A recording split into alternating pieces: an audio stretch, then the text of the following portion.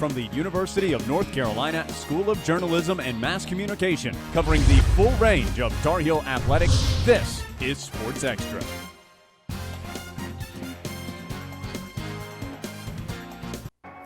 Jesse Aney's tennis game is characterized by quick reactions and powerful, cross-court Federer-esque backhands. It's this very backhand that won her the Minnesota Women's State Championships in 8th grade. Aney even played with her brother on the men's team during her senior year. My brother was actually trying to convince me for like a whole year. He was like, you have to come out for the boys team. We'd totally make it to stay with you. And I was like, no. And then finally, I was like, okay, fine. But tennis isn't Aney's only game. She finished her high school career as the Minnesota State assists leader in hockey.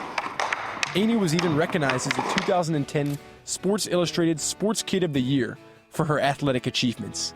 Being the investigative journalist I am, I set out to find if she still got the hockey moves.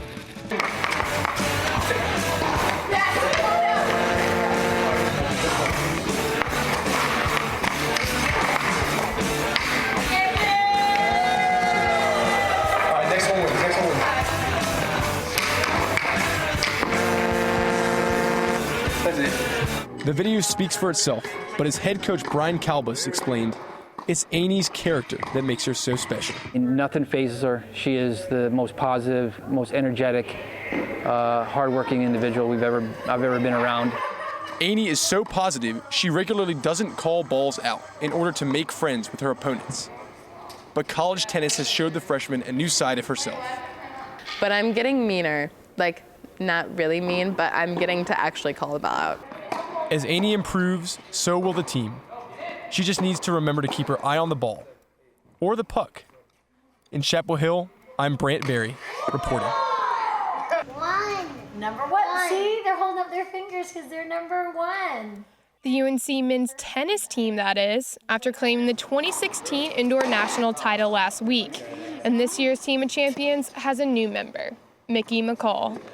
Every Monday night, they had breakdance class. Mark would pick them up and they'd have a boys' night. So after the class, Mark picked him up. But later that night, Mickey and his two older brothers were taking a bath when he slipped and fell, hitting his stomach on the side of the tub. What happened was when he fell, he ruptured a tumor that we never knew existed. Doctors removed the tumor and his adrenal gland and declared Mick cancer-free until Labor Day 2015 when the tumor was back, but this time as neuroblastoma cancer. There was a 4x6 tumor by his spleen, another one almost entirely encapsulating the kidney, and his entire left cavity was filled with small tumors. After transferring to UNC Children's Hospital, the McCall family found the men's tennis team through a program called Team Impact. Hook you up with like a college team, sports team, to kind of help your kid get through it, kind of draft them, adopt them as one of their own. And every time we're in the hospital, a few of the players come by, they'll play video games with them. And sophomore Robert Kelly says to the team, he's more than just a friend. With Mick, it's just, he feels like, a little brother. We love having him around because no matter what he's doing, he puts a smile on our faces. But Mick isn't the only one benefiting from this new relationship. If I lose this point,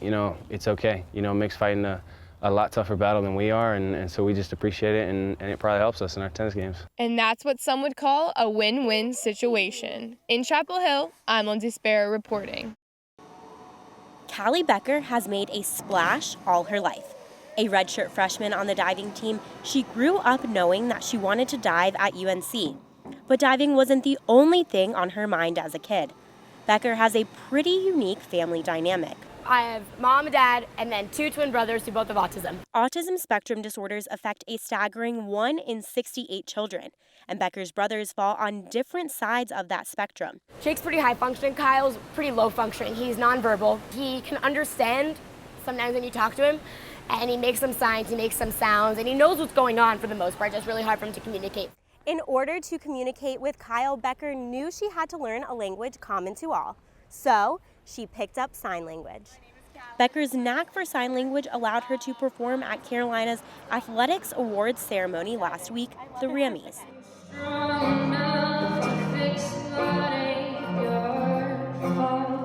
And the skills she's learned from growing up with two autistic brothers have translated to her sport. I would not be the person I am without them. I would not have the same amount of patience, understanding for people, seriously. Traits that she uses to succeed in diving.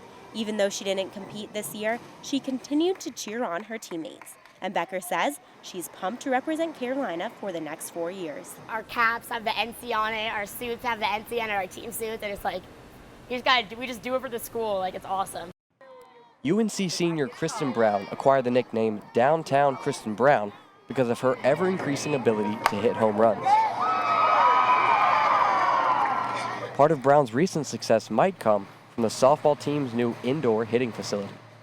We usually hit off the cages, do some tee work, live pitching. It really helps us though because in the past we used to drive about 30 minutes away to have to use indoor cages, so with weather conditions we can stay in here and get our reps in. If Brown can't convince you, let her numbers speak for her. In her freshman campaign, she had 11 home runs, then 12 her sophomore year. Her junior year, the first year with the facility, Brown hit 24 dingers, and this year she has already gone yard 10 times in 30 games. Head coach Donna Papa says the facility gives the Tar Heels a better chance to compete against higher competition. Without this facility, we would be at a severe disadvantage in the ACC nationally in recruiting.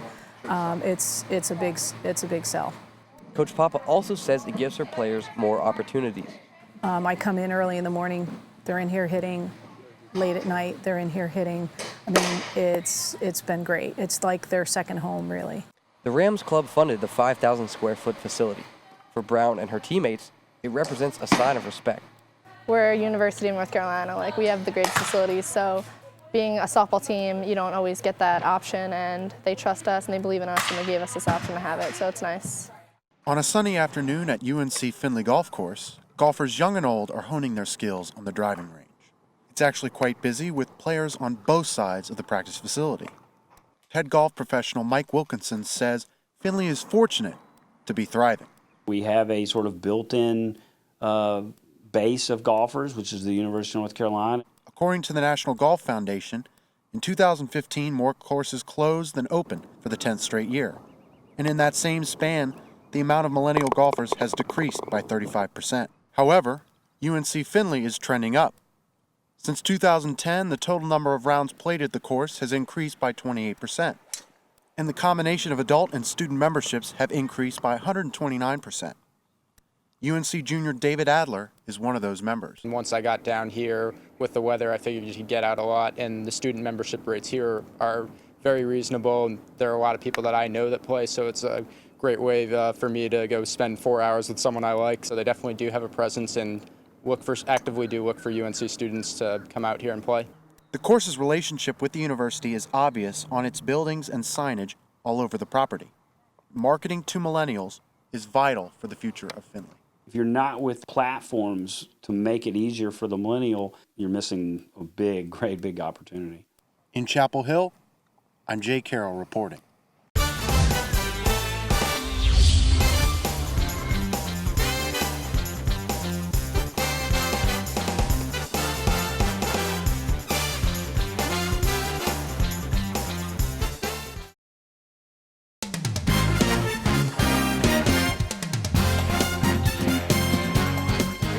I wouldn't have came from Turkey all the way back to Chapel Hill to get treated by him if I didn't think he couldn't take care of me. So. WNBA player and UNC alum Ivory Lotta flew back to her alma mater after a knee injury. She says opting for the platelet-rich plasma procedure, or PRP, was the obvious choice to get herself back in action. When I went up for the layup, I just felt my sharp pain in my right knee, so before I hit the ground, I just grabbed my knee, and right then and there, I knew something was wrong, and I texted Dr. Stafford, told him what happened. Dr. Harry Stafford did take care of her. We basically take some blood from the patient. We spin the blood down. It separates into 3 layers. The middle layer has all the healing factors that your body normally sends out. We then take that layer and inject it into the area of the injury under ultrasound guidance, and it accelerates the healing process. Here at UNC Family Medicine, doctors use PRP to treat musculoskeletal injuries. That's anything from a sprained ankle or knee to tendon injuries and even hamstring tears. For professional athletes, quick recovery from injury is vital to their careers. It's very important for you to, stay fit, stay healthy, but also have a doctor like Dr. Stafford that if anything comes up, you can call, text him, and he responds right away, and he does a great job of trying to help you get back on the court. Dr. Stafford also treats many NCAA student athletes and even regular folk like you and me, whose careers don't depend on his work, but whose lives can still benefit from it. In Chapel Hill, I'm Danielle Wallace, reporting. A two-time first-team All-ACC selection. The first ever UNC volleyball player to earn academic All-America. And now, a basketball player? Paige Neuenfeld really can do it all. I think I've officially been on the team for 3 games, but I've kind of been talking to the coaches a little bit before I was officially on the team. So I'd say I've been kind of working with basketball for about 2 weeks now. As one of the most accomplished volleyball players in Carolina history, Neuenfeld was a natural team leader. But her role on the basketball team has been a very different experience. I was kind of joking about it to some of my volleyball teammates the other day, just about how it feels like I'm a freshman again. Although she hasn't scored any points since joining the team, Neuenfeld is finding other ways to contribute. I don't really necessarily know how their team functions, and if practices you're supposed to be cheering and be loud, or if it's like basketball courtesy to be more quiet and focused. I think now that I've realized that is helpful, just being a positive force and trying to cheer on my teammates who are very, very talented. I think that's been great. If nothing else, Neuenfeld brings high energy and some much-needed depth to a very depleted roster. In Chapel Hill, I'm Rivers Upchurch reporting. Toby Egbuno was the last player added to UNC's roster. He was told that his junior year on JV would be his last season playing organized basketball. But he stayed in shape during the summer, and it paid off. I kept lifting and running and playing basketball, just one, because I like it, and then two, because just in case there was a slight chance that I would be able to get on the team. But honestly, no, I did not ever foresee myself being in this opportunity. Egbuno was surprised when he realized the expectations are the same, regardless of how much playing time a player might get. They coach me the same way they coach Bryce, and they coach Spencer the same way they coach Theo. I was curious to see if Roy has been working with Egbuno on his jumper, so I put it to test.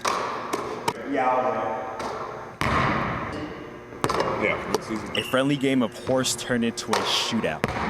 Who says big man can't shoot? And his feelings about how far basketball has brought him? Honestly, I think I've gotten just about everything I wanted to get out of basketball. I realize I'm not going to the NBA. And I've realized that a lot of guys I'm playing with actually are going to go to the NBA. So it's awesome just to be able to compete with these guys every day. And 40 years down the road, I'll be able to say that, yeah, I played with Justin Jackson, or yeah, I played with Bryce Johnson, guys that made it to NBA and were successful there. Now he can add beating a washed-up pickup basketball all-star in a game of horse to his impressive resume. In Chapel Hill, I'm Luke Akinsola reporting. There was a lot of fun basketball on Saturday between UNC and Providence, but there was one thing at the game that was not so fun: the Providence mascot. It's been named by numerous blogs as the creepiest mascot in America. So I set out to find what is the scariest: the Providence mascot, Grayson Allen, Voldemort, or Jason from Friday the 13th. Let's find out. So who do you think is the scariest and why? I'd probably have to go with Grayson Allen, just because he's sneaky. You just never know what you're going to get with him. He'll probably stab you on the court, trip you never know. So I'm going to go with the Friar. I was at the games this past weekend, and I thought every time I looked away and looked back, the Friar was going to be standing right there in front of me. It just has that kind of face. So are you scared that the Friar might follow you home? I'm afraid that I'm going to wake up one morning and the Friar's going to be standing over me. That might happen. It already followed me home. I'm done. I can tell 3 of them. Who's the one on the top left? I don't know. I think that's Grayson Allen. I don't know if you know him. That is. I think so. He looks pretty scary. So Stillman, who's the scariest and why? I'm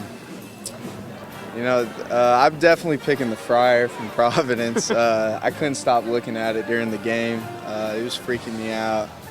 I'm pretty sure it tried to take a couple kids during the game, so I don't know what the deal with that thing is, but I'm definitely going with that. The team not only helped Carolina fans by winning, they rid the world of one terrifying mascot. From Chapel Hill, I'm Brant Berry, reporting.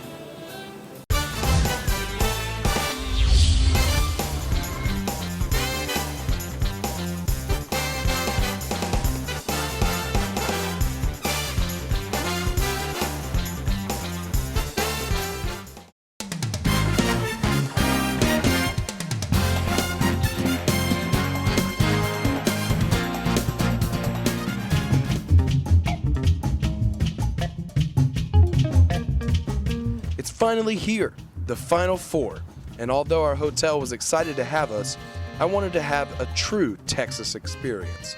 Going to a Houston Astros game seemed like a good Texas time. Minute Maid Park is a great place to take in America's pastime and get sweet 1980s era Astro hats. That was cool, but I need more Texas. Johnson Space Center is a great Texas landmark to see. You can see the Apollo 13 Mission Control Center, sit in an actual space shuttle, and eat delicacies like astronaut food. How's the freeze-dried ice cream?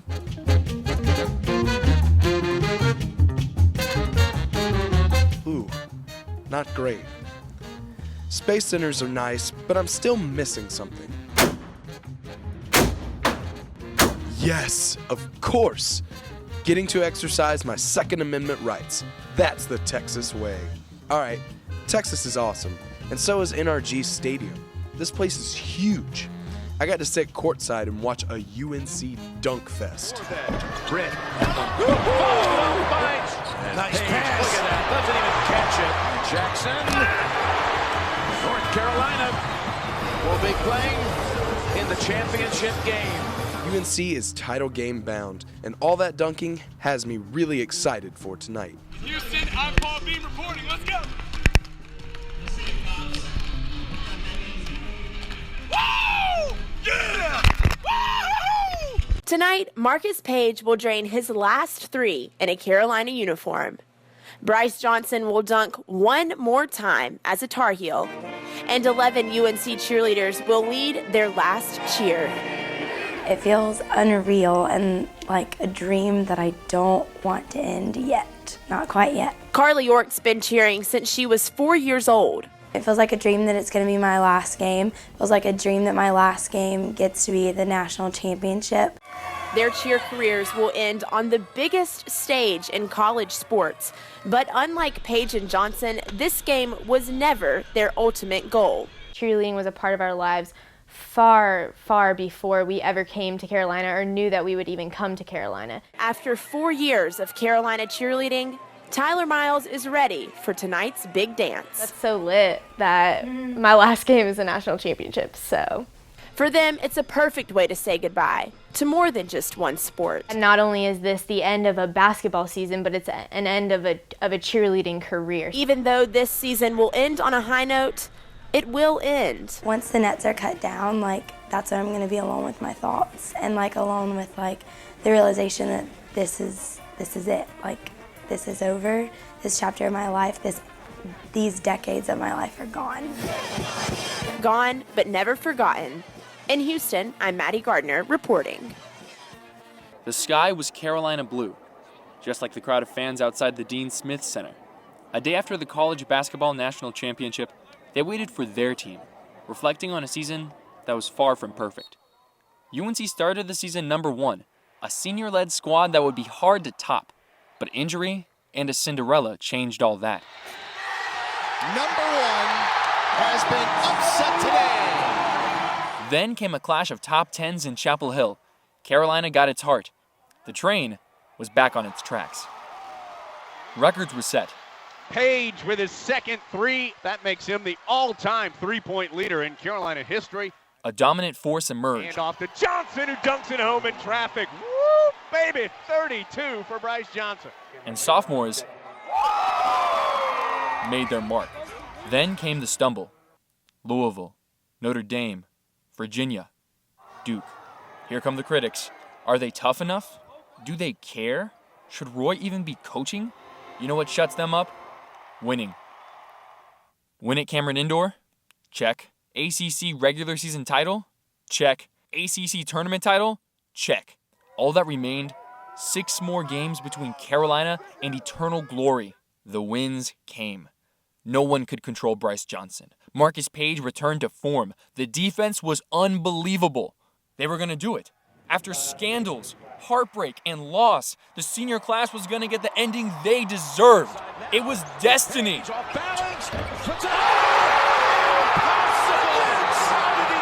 Until 4, 3, 2, 1. The national champions with Jenkins hitting the winner at the buzzer. It wasn't. Fairy tales aren't real. Not everyone gets their happily ever after. But you know what is real? Loyalty, pride, love. So sure, it wasn't perfect. But with this season, with this group, it was never really about basketball. It was about healing and returning to the Carolina way.